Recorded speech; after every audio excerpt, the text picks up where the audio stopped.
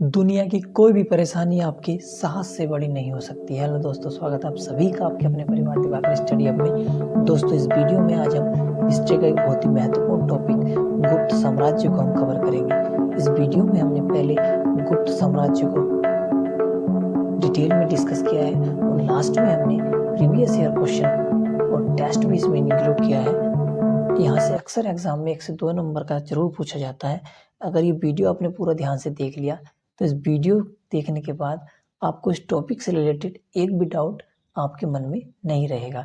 तो चलिए बिना देरी किए हुए वीडियो की शुरुआत करते हैं। हम बात करेंगे गुप्त साम्राज्य की।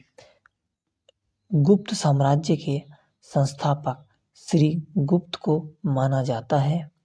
इसने 240 ईस्वी में गुप्त वंश की स्थापना की।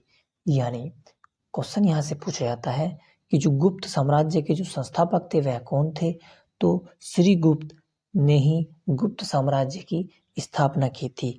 इसने महाराजा की उपाधि धारण की। यानी गुप्त जो साम्राज्य श्री गुप्त ने स्थापित किया था तो श्री गुप्त ने महाराजा की उपाधि धारण की। चलिए आगे बढ़ते हैं। गुप्त साम्राज्य में जो अगला शासक हुआ वह घटोत्कच हुआ। तो यह श्री गुप्त के बाद उसका पुत्र घटोत्कच राजा बना। घटोत्कच ने भी अपने पिता की तरह महाराज की उपाधि धारण की। चलिए आगे बढ़ते हैं। अब बात की जाए गुप्त साम्राज्य के सबसे महत्वपूर्ण सम्राट के बारे में, चंद्रगुप्त प्रथम के बारे में, तो डिटेल में जानते हैं। गुप्त वंश का प्रथम महान सम्राट चंद्रगुप्त प्रथम था। यह 320 ईस्वी में जो गुप्त साम्राज्य की गद्दी के रूप में इसने बैठा। इसने लिच्छवी की जो राजकुमारी थी कुमार देवी से विवाह किया तथा इसने महाराजा धीराज की उपाधि धारण की। यानी कि जो भारत के जो प्राचीन इतिहास में गुप्त काल में चंद्रगुप्त प्रथम सबसे महत्वपूर्ण शासक हुआ। इसने महाराजा धीराज की उपाधि धारण की और चंद्रगुप्त प्रथम ने ही गुप्त संबंध की शुरुआत 319 ईस्वी में की। यानी यहाँ से क्वेश्चन पूछा जाता है कि जो गुप्त संबंध था वह कब शुरू हुआ। तो इसका राइट आंसर 319 ईस्वी हो जाएगा और यह चंद्रगुप्त प्रथम के द्वारा ही गुप्त संबंध की शुरुआत की गई। चलिए आगे बढ़ते हैं। अब बात करते हैं अगले शासक के बारे में। तो जो समुद्रगुप्त हुआ तो यह चंद्रगुप्त प्रथम का उत्तराधिकारी समुद्रगुप्त हुआ जो 335 ईस्वी में राजगद्दी पर बैठा। इसने आर्यव्रत के 9 शासकों तथा दक्षिणाव्रत के 12 शासकों को हराया। और जब इसने युद्ध हुआ इसमें यह सफल हुआ तो इन्हीं विजय के कारण इसको भारत का नेपोलियन कहा जाने लगा। यानी कि जो चंद्रगुप्त प्रथम के जो उत्तराधिकारी समुद्रगुप्त हुआ उसने आर्यव्रत और दक्षिणाव्रत के शासकों को हराकर यह जो उपलब्धि धारण की तो इसी के कारण इसे भारत का नेपोलियन कहा जाने लगा।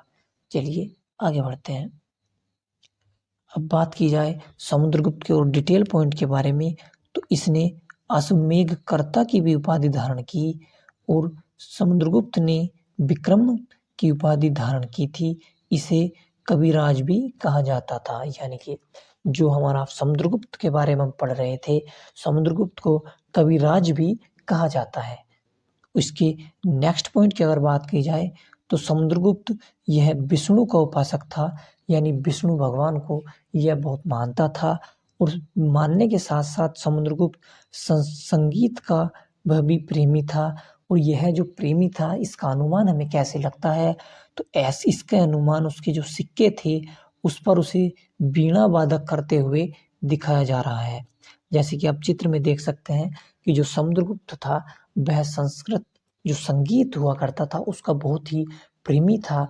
इसी के कारण इसने जो अपने सिक्के छिलाए उस पे वीणा वादक करते हुए भी दिखाया गया है। चलिए आगे बढ़ते हैं।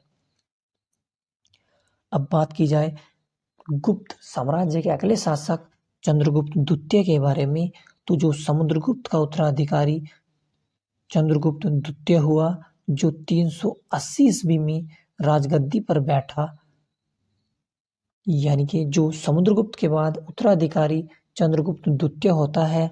चंद्रगुप्त द्वितीय के शासन जो चीनी बौद्ध यात्री जो फारियान था वह भारत आया।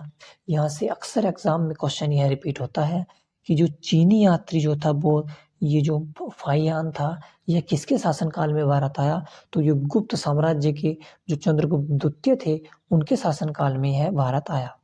और चंद्रगुप्त द्वितीय ने जो गुजरात और जो मालवा के जो शासकों को पराजित किया था तथा इस उपलक्ष्य में उसने विक्रमादित्य की उपाधि धारण करके और चांदी के सिक्के की भी शुरुआत की। यानी जो गुजरात और जो मालवा था उसमें शक शासक हुआ करते थे, उन्हीं को पराजित करने के बाद इसने विक्रमादित्य की उपाधि धारण करता है और चांदी के सिक्के की भी शुरुआत चंद्रगुप्त द्वितीय के द्वारा ही होती है। चलिए आगे बढ़ते हैं। चंद्रगुप्त द्वितीय के बाद उसका उत्तराधिकारी हुआ वह कुमारगुप्त हुआ। कुमारगुप्त प्रथम या गोविंद गुप्त इसको हम कहा करते हैं। तो यह 415 ईस्वी से 454 ईस्वी तक रहा और कुमारगुप्त ने ही जो नालंदा का विश्वविद्यालय है उसकी स्थापना की थी। और यानी कि जो हमारा भारत का जो सबसे प्राचीन विश्वविद्यालय में से नालंदा को बहुत ही इम्पोर्टेंट स्थान दिया गया है। नालंदा का, अब बात नालंदा की है तो नालंदा कहाँ पर है भाई? नालंदा बिहार में स्थित है। चलिए आगे बढ़ते हैं। बात की जाए इसके अगले शासक स्कंदगुप्त के बारे में, तो कुमारगुप्त प्रथम का उत्तराधिकारी स्कंदगुप्त हुआ जो 455 ईस्वी से 466 ईस्वी में हुआ था। वो स्कंदगुप्त ने जो गिरनार पर्वत पर स्थित जो सुदर्शन झील था उसका भी पुनर्उद्घाटन उसके द्वारा किया गया। और ये सुदर्शन झील का फोटो देख सकते हैं। और इसी के बाद गुप्त साम्राज्य में कई अनेक छोटे बड़े शासक हुए और यहीं के जो इनका अंतिम शासक था वह विष्णुगुप्त था। यानी कि यहीं पर इनका शासन समाप्त हो जाता है। अब हम कुछ इम्पोर्टेंट पॉइंट जानते हैं। गुप्त काल के महत्वपूर्ण तथ्य को हम जानेंगे। अभी तक हम थ्योरी पढ़ के आए हैं, अब हम कुछ इम्पोर्टेंट पॉइंट को जानते हैं। तो चलिए, यहाँ से भी क्वेश्चन अक्सर एग्जाम में रिपीट होता है तो बहुत ध्यान से पढ़िएगा। गुप्त काल में जो वेश्यावृत्ति करने वाली महिलाओं को गणिका कहा जाता था तथा जो वृद्ध वेश्याएं हो जाती थी उनको कुटनी कहा जाता था। चलिए आगे बढ़ते हैं। अब बात की जाए जो गुप्त काल में जो भूमि थी उसको भी यहाँ पे 4 से 5 प्रकारों में बांटा गया था। यानी कि जो भूमि के प्रकार थे उनको हम डिस्कस करते हैं। तो जो क्षेत्र कहा जाता था वह कृषि करने योग्य भूमि को क्षेत्र कहा जाता था। और जो वास्तु थी वह वास करने योग्य भूमि को कहा जाता था। और जो चरागाह थी वह पशुओं के लिए चारा योग्य भूमि हुआ करती थी। और जो सिल थी तो वह ऐसी भूमि जो जोतने योग्य नहीं थी उसको सिल कहा जाता था। और जो अपरहत भूमि हुआ करती थी तो ऐसी भूमि जो जंगली हुआ करती थी उसको अप्रत कहा जाता था। यानी कि जो भूमि के प्रकार थे वो यहाँ से 5 प्रकारों के बारे में हमें गुप्त काल से पता चलता है। चलिए आगे बढ़ते हैं। बात की जाए गुप्त काल में जो कर लगाया जाता था तो यह कुल जो भू राजस्व का कुल उत्पादन पे जो लगाया जाता था वो 1/4 भाग से लेकर के 1/6 भाग हुआ करता था। यानी कि 1/4 से लेकर के 1/6 हुआ करता था। और बात अगले पॉइंट की अगर की जाए तो गुप्त काल में जो उज्जैन हुआ करता था वो सर्वाधिक महत्वपूर्ण व्यापारिक केंद्र था। गुप्त काल के जो राजा थे उन्होंने सर्वाधिक स्वर्ण मुद्राएं जारी की। इन्हीं स्वर्ण मुद्राओं को अभिलेखों के द्वारा दिनार कहा गया। यानी अभिलेखों में इन्हें दिनार कहा गया। चलिए आगे बढ़ते हैं। बात की जाए अगले पॉइंट के बारे में तो जो पहली बार किसी के सती होने का प्रमाण मिला तो यह 510 ईस्वी में भानुगुप्त के जो एरण अभिलेख से मिलता है। इसमें किसी भोजराज की मृत्यु पर उसकी जो पत्नी थी उसके सती होने का उल्लेख दिया गया है। और अगले पॉइंट के बारे में बात करते हैं। तो जो गुप्त सम्राट था, तो यह वैष्णव धर्म के अनुयायी थे तथा इन्होंने इसे राजधर्म भी बनाया था।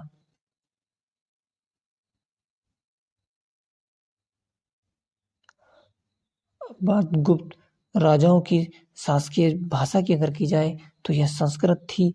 और जो गुप्त काल में जो चांदी के सिक्के चलाए गए उनको रुपया कहा जाता था। चलिए आगे बढ़ते हैं। सांस्कृतिक उपलब्धियों के कारण गुप्त काल को भारतीय इतिहास में स्वर्ण युग कहा जाता था। और जो मंदिर बनाने और त्रिमूर्ति की जो वह भी गुप्त काल में ही आरंभ हुआ। यहाँ तक हमने थ्योरी को कंप्लीट किया। अब जो प्रीवियस ईयर क्वेश्चन है उनको डिस्कस करते हैं। क्वेश्चन है हमारा, गुप्त वंश का वह राजा कौन था जिसने हुणों को भारत पर आक्रमण करने से रोका? तो इसका जो राइट आंसर हो जाएगा, गुप्त राजवंश किसके लिए प्रसिद्ध था?